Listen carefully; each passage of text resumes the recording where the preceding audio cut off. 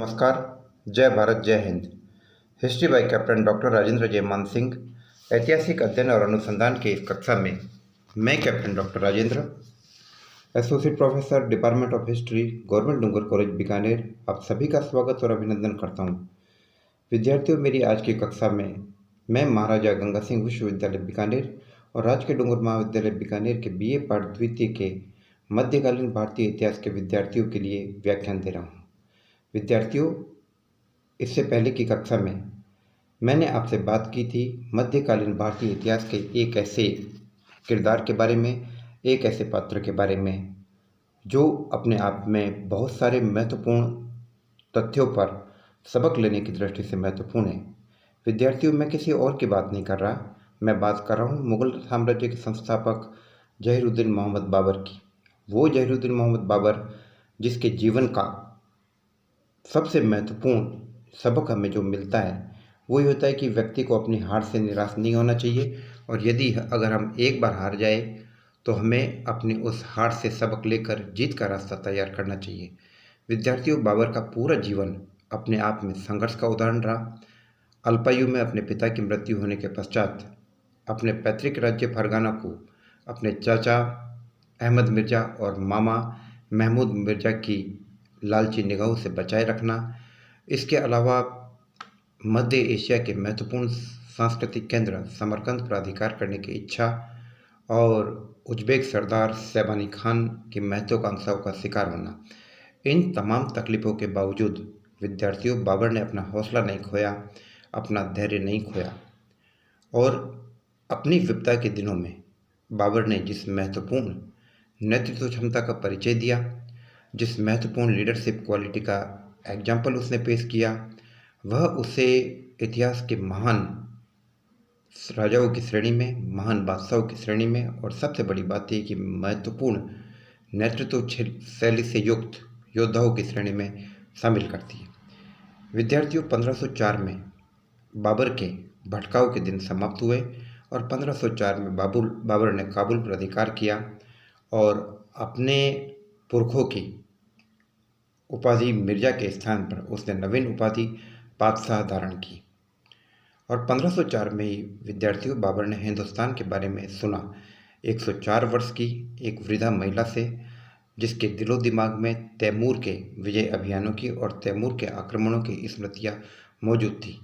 उसने बाबर को इस बारे में बताया और बाबर ने संकल्प लिया कि यदि ईश्वर ने उसका साथ दिया तो वो कभी न कभी हिंदुस्तान पर हमला करेगा और अपने पूर्वज के इस कारनामे को वह दोहराएगा।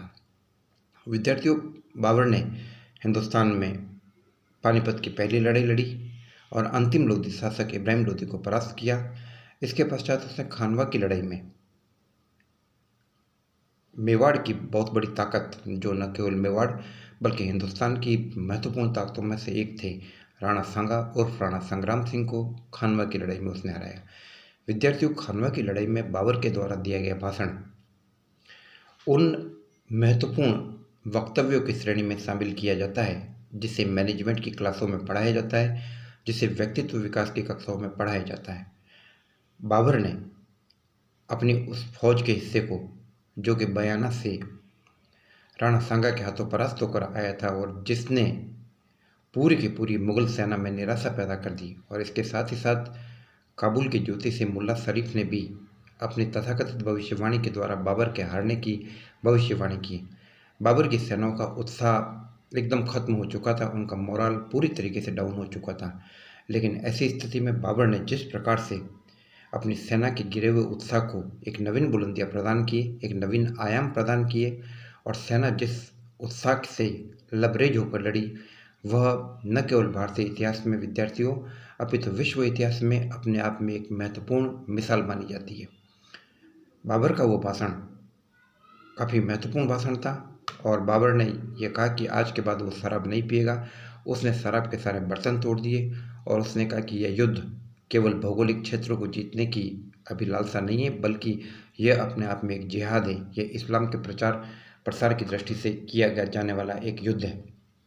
हालांकि बाबर का जीवन इस बात को बताता है कि धार्मिक मामलों के मामले में वह बहुत ज़्यादा कट्टर नहीं था, लेकिन उसने इस वक्त बड़ी बुद्धिमत्ता से, बड़ी युक्ति से काम लिया और अपने सैनिकों को अपने पक्ष में करने के लिए उसने ये सारी चीज़ की।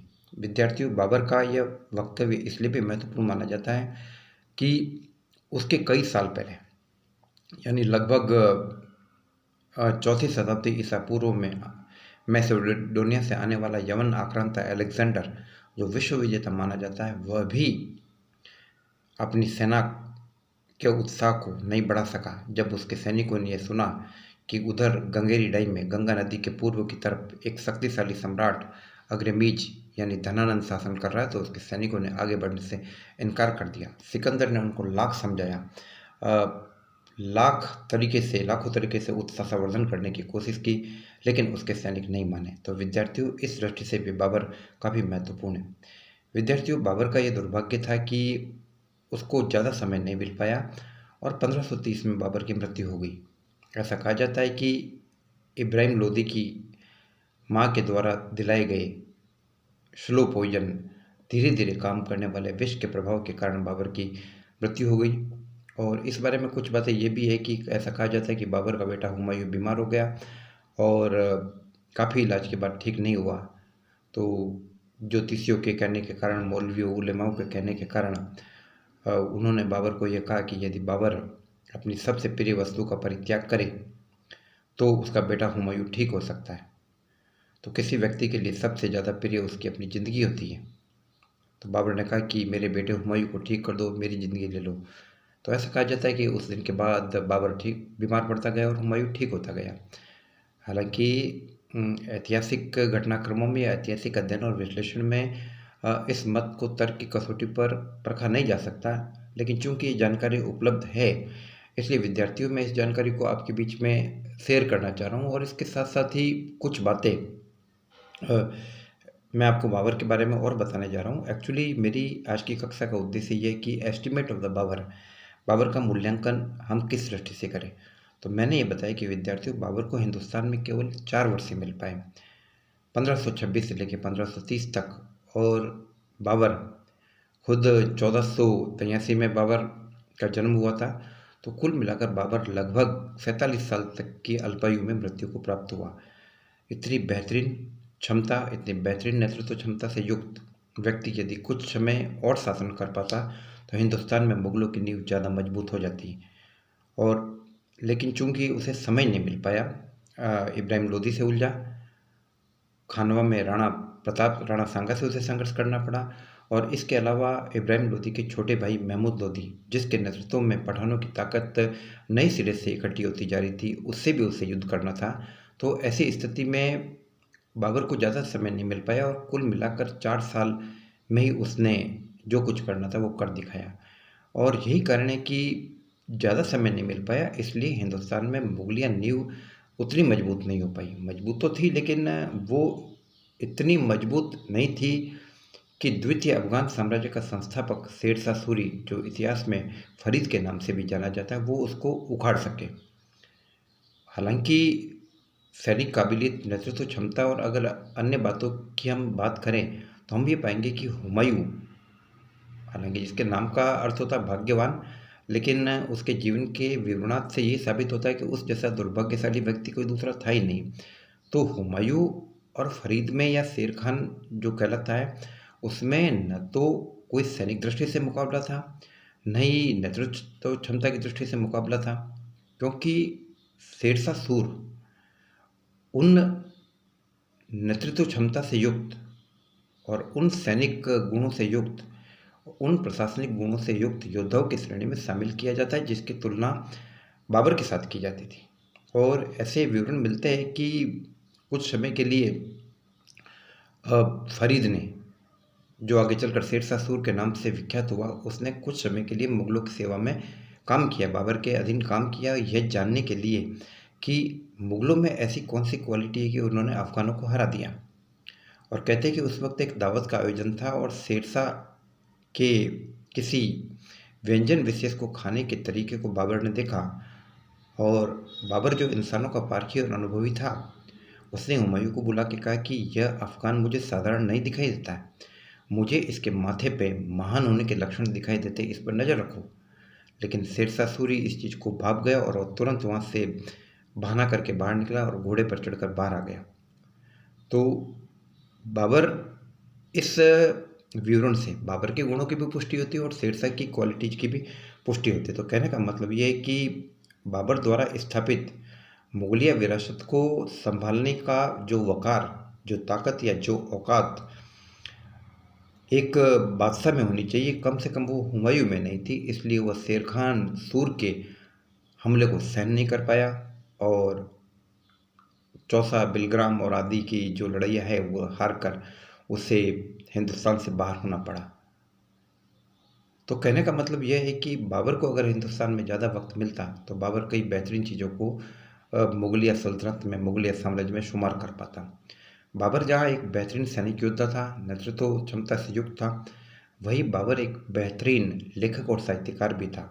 उसने तुजुक बाबरी यानी बाबरनामा की रचना की और बाबरनामा चगताई तुर्की में लिखित एक ग्रंथ है, जिसके ऊपर आगे चलकर बहुत सारे इतिहासकारों ने उसका अनुवाद किया, उसकी व्याख्या पे काम किया, जिसमें श्रीमती बेवरीज है, एर्स्किन है और भी कई सारे लोग हैं। तो बाबर के इस ग्रंथ से पता चलता है कि बाबर की लेखन शैली उत्तम थी और वो हमेशा छोटे छोटे और सरल वाक्य बनाकर लिखा करता था। उसने कई बार अपने बेटे हुमायूं को अपने पत्रों में कहा कि तुम जो पत्र मुझे भेजते हो, पढ़ने से पहले उसको गौर कर लिया करो, क्योंकि तुम्हारी बातें एक दूसरे को काटती है और वह जटिल और विरोधाभासी है। तो इस प्रकार की चीज़ों से बचो। बाबर ने खुलकर अपनी कमजोरियों को स्वीकार किया। बाबर ने बाबरनामा में ये कहा कि मैं इस बात को स्वीकार करता हूँ कि मैं शराब भी पीता हूँ, और भी जो उसके व्यक्तित्व में कमियाँ थी उसने खुलकर उसको स्वीकार किया। तो इस प्रकार के बेहतरीन और सरल व्यक्तित्व का धनी बाबर निश्चित रूप से मध्यकालीन भारतीय इतिहास के महत्वपूर्ण योद्धाओं की श्रेणी में शामिल किया जाता है।